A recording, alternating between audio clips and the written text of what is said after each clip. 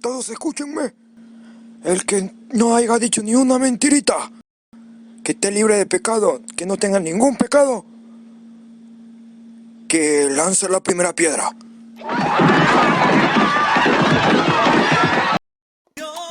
Que Jesús encomendó transmitir. Hermanos, buenas noches. Vamos hoy día a dar inicio a un nuevo programa. Esperemos que los que ya hemos presentado pues haya sido de su agrado. Presento, soy el hermano Jonathan. Yo soy el hermano Abraham. Vamos a dar inicio a este programa. La verdad está en las Escrituras, con un tema que consideramos que es muy importante que podamos conocer justamente para estar precavidos. El tema de hoy es el pecado, ¿no? Claro que sí. Entonces es muy importante saber qué cosa es el pecado, porque a veces algunos dirán, esto es pecado, esto no, o nunca me han enseñado si esta acción realmente está mal o no. Entonces vamos a ver cuál es la definición que tenemos aquí en la iglesia. Y para eso tomamos las palabras del mismo San Agustín, que él nos dice que el pecado es toda palabra, acto o deseo contrario a la ley eterna, contrario a la voluntad de Dios. Claro, o sea, toda cosa que nosotros podamos hacer y que vaya en contra de lo que Dios quiere para nosotros, eso es lo que entendemos como pecado. Y es lo que debemos tener bien claro, ¿no? Algunos dirán, bueno, esto es para los cristianos. Y no es necesariamente así. ¿Y a qué me refiero con que no es necesariamente así? Recuerda que Dios, que nos ama, Dios nos ha hecho a todos, pero nos ha hecho con algo que San Pablo llama la ley del corazón, ¿no? Que nosotros debemos saber que todo ser humano en realidad está hecho para el bien. Es decir, todo ser humano busca verdad, bondad y belleza. Eso hay que tenerlo bien claro. A nadie le gusta que le mientan, a nadie le gusta que le hagan el mal y sobre todo a nadie le gustan las cosas feas. Oh, pues su enamorado es horrible para ti, pero para ella es guapísimo. Porque a nadie le gusta lo que es feo, ¿me dejó entender? Todos estamos en busca de eso. Y esto es intrínsecamente de cada persona. O sea, no es solamente para los cristianos. Todo ser humano está en búsqueda de estos tres aspectos. Claro que sí. Y al respecto nos habla mucho Pablo a través de la carta a los romanos. Que nos habla sobre la definición de pecado, de cómo poder identificar si algo realmente está bien o está mal cuando tengamos esa duda, ¿no? Y no hayamos todavía podido saber qué es lo que piensa Dios sobre esto. ¿Qué nos dice Romanos 2, 14, 15? Nos dice, en efecto, cuando los gentiles, aunque no tienen la ley, cumplen naturalmente las prescripciones de la ley, para sí mismos son ley, ponen de manifiesto que la realidad de esa ley está escrita en su corazón.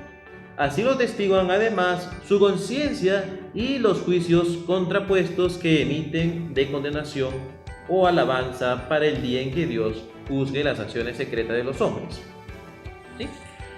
Claro, por eso es que, o sea, no se trata, o sea, el no pecar no se trata o no consiste simplemente en no cometer cosas contrarias a la ley. O sea, no hay un estatuto, un libro que me dice qué cosas debo hacer, qué cosas no debo hacer. No se trata de eso. Prueba de esto es justamente que en la Biblia misma también encontramos situaciones que antes de que exista la ley, recordemos que la ley está en Éxodo capítulo 20, ¿no? Antes de que exista la ley, los hombres de Dios ya cumplían la ley, por decirlo así. ¿Por qué? Porque la ley está en el corazón, la ley está en lo más profundo de cada persona.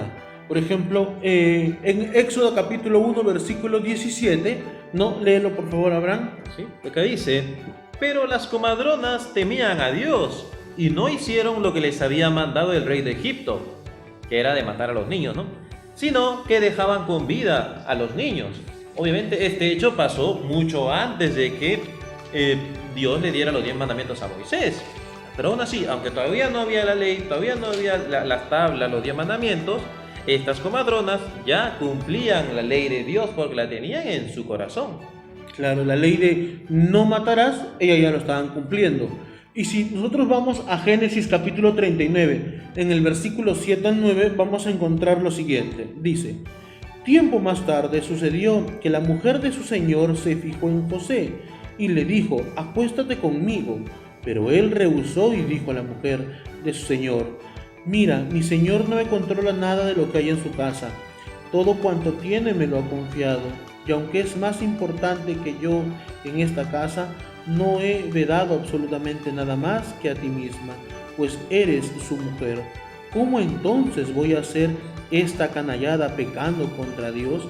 Entonces José la tiene claro, ¿no? José tiene claro aquí que él sabe que va a pecar contra Dios si hace esto, se acuesta con la mujer de otra persona. Sabe que está mal. Entonces, justamente, no desearás a la mujer de tu prójimo. Él está cumpliendo esa ley sin que la ley exista. Estamos hablando de Génesis, ¿ah? El otro se da en Éxodo capítulo 20. O sea, no está pecando porque está cumpliendo una ley que está en su corazón. Por eso lo que decíamos hace un rato, ¿no? O sea, el pecar o el no pecar no es algo que solamente le concierne a los cristianos, a los creyentes, sino es algo de toda persona.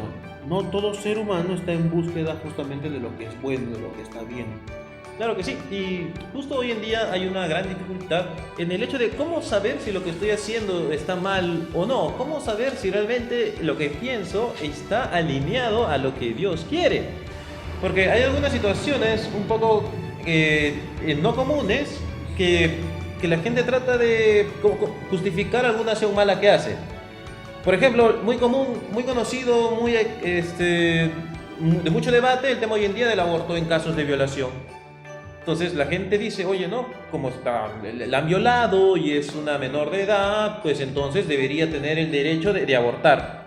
Cuando realmente no es así, ¿no? Y el hecho de que te hayan cometido a ti un delito como la violación no te da derecho a ti a que cometas otro delito como el del aborto, del asesinato de tu hijo. Pero hoy en día mucha gente no lo acepta así. Claro que es un pretexto en realidad para que el aborto lo pueda hacer legalizado. O sea, utilizan un caso extremo, en realidad un caso extremo como esta, porque dicen, no, una niña de 10 años que está embarazada y en la ecografía se ha visto que es un niño que tiene malformación, entonces lo más humano, según ellos, es matarlo, ¿no? ¿Aplican esto? No, esta cosita lo están aplicando para... utilizan la situación de esa mujer simplemente para legalizar el aborto, porque lo que quieren simplemente es que se aborte libremente. Otro ejemplo de pecado que hoy en día la gente no lo considera muy malo es el tema de la eutanasia, donde deciden que porque una persona ya está un poco malita, ya no se puede recuperar, mejor de una vez que parta al lado del padre. Y esto oye, no es realmente así, no tenemos ese derecho de poder decidir cuándo termina la vida de una persona. Miren, en realidad esto se basa en que la gente, hoy la gente quiere ponerse en el lugar de Dios. Es decir, la gente lo que desea la gente es decidir, ¿no? Tener la capacidad de decidir qué está bien y qué es lo que está mal, ¿no? Sin que nadie le pueda decir realmente qué es lo que está bien, qué es lo que está mal. Y ese es el gran problema, porque ese no es un problema de hoy, es un problema que ha pasado siempre y la Escritura nos lo ha presentado en todo momento. Vamos a leer Génesis 3 del 1 al 6, ¿no? Para poder ver este detalle más claro. Dice: la serpiente era el más astuto de todos los animales del campo que Yahvé Dios había hecho. Dijo a la mujer: ¿cómo os ha dicho Dios que no comáis de ninguno de los árboles del jardín? Respondió la mujer a la serpiente: podemos comer del fruto de los árboles del jardín, mas del fruto del árbol que está en el medio del jardín, que ha dicho Dios, no comáis de él, ni lo toquéis, so pena de muerte. Replicó la serpiente a la mujer: de ninguna manera moriréis. Es que Dios sabe muy bien que el día en que comáis de él, se os abrirán los ojos y seréis como dioses, conocedores del bien y del mal. Como viese la mujer que el árbol era bueno para comer, apetecible a la vista y excelente para lograr sabiduría, tomó de su fruto y comió. Después dio también a su marido, que igualmente comió.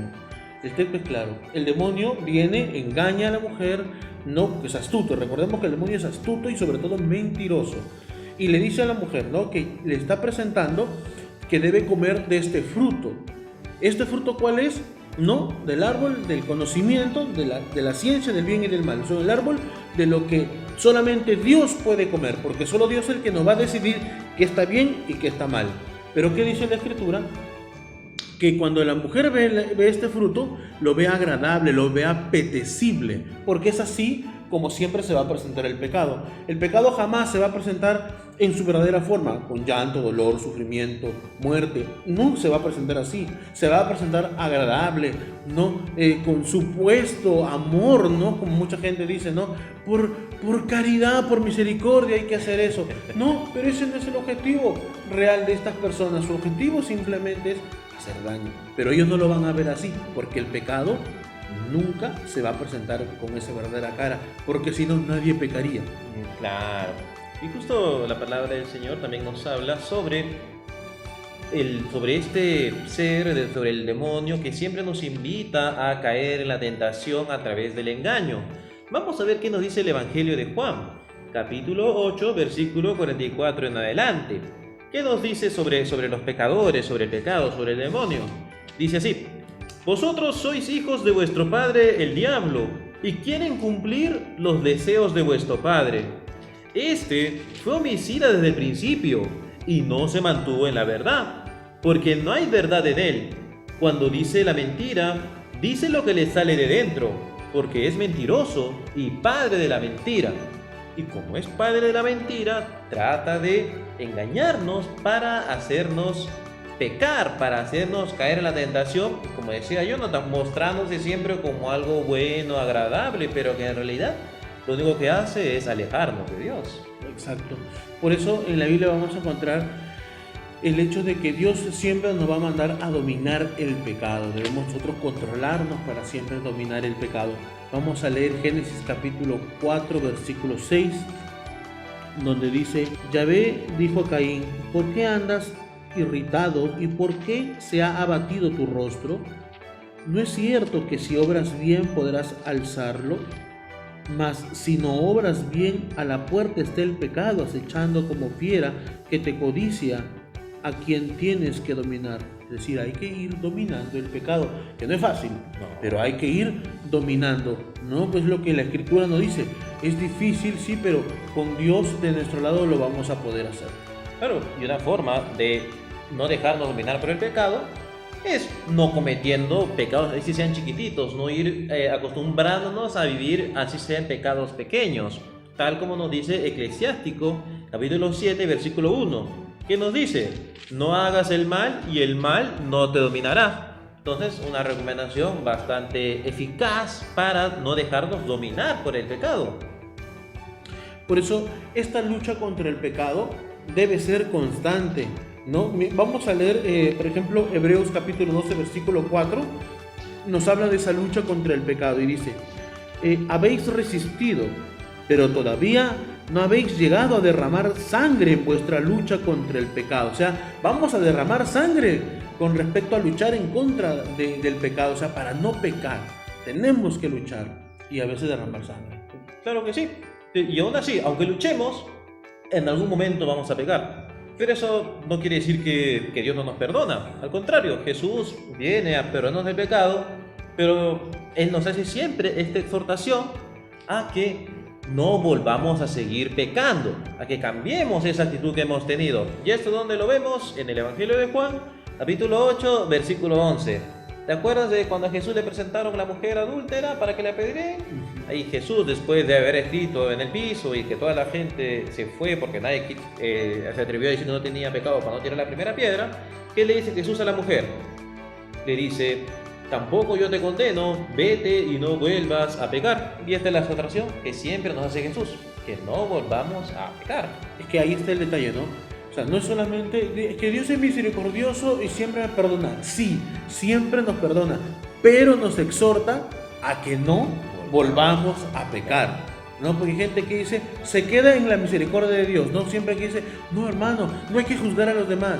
Claro, no hay que juzgar a los demás, pero acuérdate que Jesús no perdonó a esta mujer adúltera. Claro que la perdonó, pero le dijo que no vuelvas a pecar. Entonces, igual, si nos toca corregir a una persona, nos toca decirle que está mal y nos toca tener misericordia y nos toca decirle que no lo vuelva a hacer.